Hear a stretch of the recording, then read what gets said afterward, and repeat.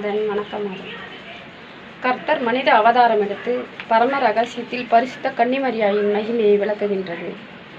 முதலாய் அவர்கள் விருப்பத்திற்கு இசைந்து நடப்பதை குறித்து மகிழ்ச்சியுற்ற அன்னைக்கு கீழ்ப்படிந்த குமாரனை ஆராதித்து தேவமாதாவுக்கு கொடுக்கப்பட்ட மகிமையை பற்றி தோத்திரம் சொல்வோமாக. 2. சகல வரப்பிரசாதங்களினாலும் அலங்கரிக்கப்பட்ட பரம இரகசியம். கன்னிமரியால் தமது திரு உதரத்தில் சுதனாகிய சர்வேஸ்வரனை கற்பத்தரித்த வேளையில் உலக செல்வங்களை அடையாமல் சகல ஞான செல்வங்களையும் சமபூர்வமாய் பெற்றுக்கொண்டார்கள் என்பதற்கு சந்தேகமில்லை. இதில் அறிய வேண்டியது, இரத்த பரிசுத்த கன்னிமரியாமால் சர்வேஸ்வனுடைய தாயாவதற்கு முன்னே சகல வரப்பிரசாதங்களிலும் அலங்கரிக்கப்பட்டதினால் ஞான செல்வமாகிய இந்த வரப்பிரசாதங்கள் அன்னைக்கு சொந்த பொருள் என்று எண்ணாமல் சர்வேஸ்வரனுக்கு சொந்த நன்மை என்று சொல்ல வேண்டியிருக்கிறது.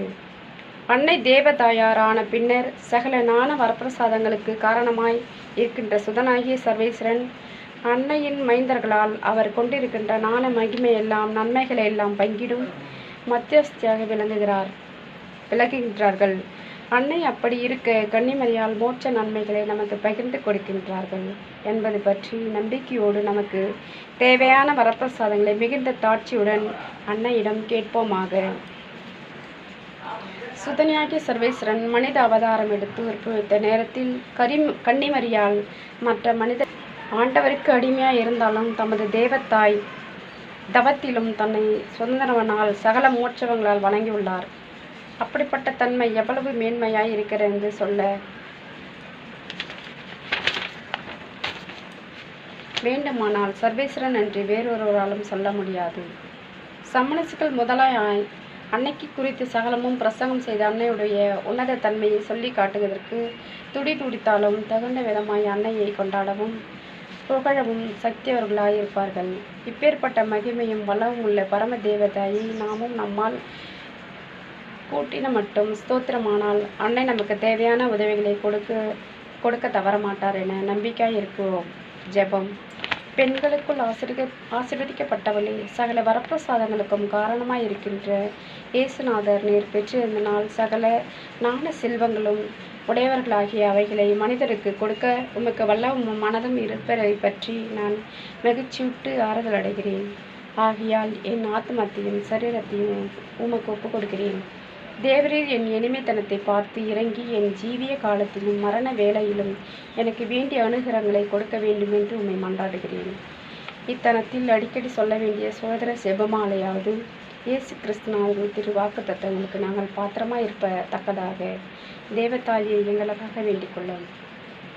8ஆம் நாளில் செய்ய வேண்டிய நற்கரையாவது முடிந்தால் ஒரு எளியோருக்கு துணி எடுத்து கொடுக்கிறது, முடியாவிட்டால் ஆறுதலாவது சொல்கிறது. புதுமை. பரிசுத்த திருச்சபை தனக்கு நேரிடும் சகல தீமைகளிலும் தேவமாதாவின் ஆதரவை தேடுகிறது. வழக்கம். பரிசுத்த கன்னிமையனில் தம்மிடம் வருகின்றவர்களை மறுதளித்தாமல் எப்பொழுதும் தமது வல்லபத்தையும் கிருபையும் காண்பித்து சித்தமானார். லுபந்தோ என்னும் போரில் தேவராக்கினி கிறிஸ்தவர்கள் மேல் வைத்திருந்த கிருபை விசேஷமாய் விளங்க தொடங்கியது. எவ்வாறெனில் 1571ஆம் ஆண்டில் மும்மதியர் தங்கள் அடைந்த வெற்றி கண்டு மிகுந்த கர்வங்களோடு சகல கிறிஸ்தவர்களையும் தங்களுக்கு கீழ்ப்படுத்த வேண்டுமென்றும் சகல தேவாலயங்களின் மீது தங்கள் வேதத்தின் அடையாளங்களை கொடிய திருச்சிலுவை கொடிக்கு பதிலாய் வைக்க வேண்டுமென்றும் தங்களுடைய அரசனை உலகில் எங்கும் ஏகாதிருப்பாய் நியமிக்க வேண்டுமென்றும் தீர்மானித்தார். இந்த அலங்கார எண்ணத்தை நிறைவேற்றி வைக்க பெருமளவில் படைகளை சேர்த்த அநேக போர் கப்பல்களை சேகரித்து பல இரகசியங்களை எழுத்தி பட்டினங்களையும் பிடித்து கடைசியாய் இத்தாலிய நாட்டை தங்கள் கைவசமாக்கி வேண்டுமென துணிந்தார்கள். அக்காலத்தில் திருச்சபையை ஆண்டு வந்த 5ஆம் பத்திநாதர் பாப்பரசர் ஆகியவை தீமையை களையும்படியாக தேவமாதாவின் அடைக்கலத்தை தேடி திருச்சபையில் எங்கு பக்தி உள்ள ஜனங்கள் யாவரும் 153 மணி ஜபத்தை செய்ய கற்பித்து கிறிஸ்தவர்களுக்கு வெற்றி வரவென்று தளராது விசுவாசத்தோடு இருந்தார். இத்தலத்தில் சிலுவை கொடி உயர்த்தும்படி கிறிஸ்துவனுடைய சேனாதிபதிக்கு அவர் அனுப்பும்போது தேவமாதாவின் உதவியினால் வெற்றி வருமெனில் சிறிதும் சந்தேகமில்லை என்று சொல்லி அனுப்பினார். அதனால் மிகுந்த சந்தோஷப்பட்டு தளவாய் கப்பல் ஏறி பகைவர்களுக்கு எதிராக போனார். கிறிஸ்துவ கிறிஸ்துவர்கள் தங்களுடைய போர் கப்பல்கள் பகைவர்களுடைய கப்பல்களுக்கு அதிகுறைவாய் இருந்த போதிலும் பின்வாங்காமல் போருக்கு நின்றார்கள்.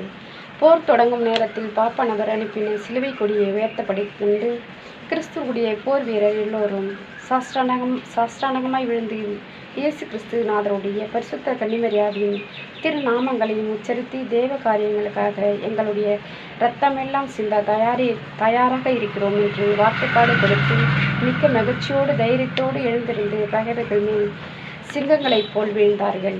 போர் துவக்கத்தில் காற்று இவர்களுக்கு விரோதமாய் இருந்தது. ஆனால் தேவ வல்லபத்தினால் மாறி கிறிஸ்துவருக்கு சாதகமாய் இருந்தபடி அப்படியேனும் 5 மணி நேரம் வீரத்தோடு போராடினார்கள். கடைசியில் முகமதியார் கலங்கி பயந்து தோல்வி அடைந்தார்கள். அவர்களுடைய கப்பல்கள் ஏறக்குறைய எல்லாம் தண்ணீரில் அழிந்து போய் அநேகாயிரம் போர் வீரர்கள் கொல்லப்பட்டனர். அந்த தோல்வியினால் அவர்களுடைய அலங்காரமும் வல்லமும் தரைமட்டமாகப்பட்டது.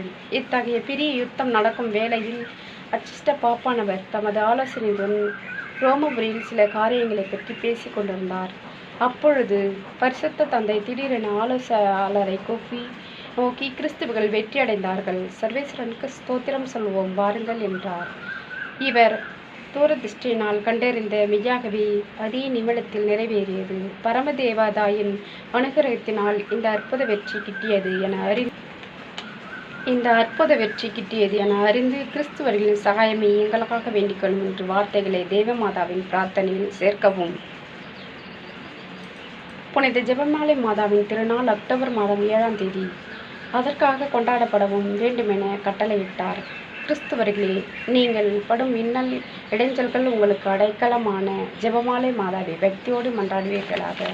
ஆமென்.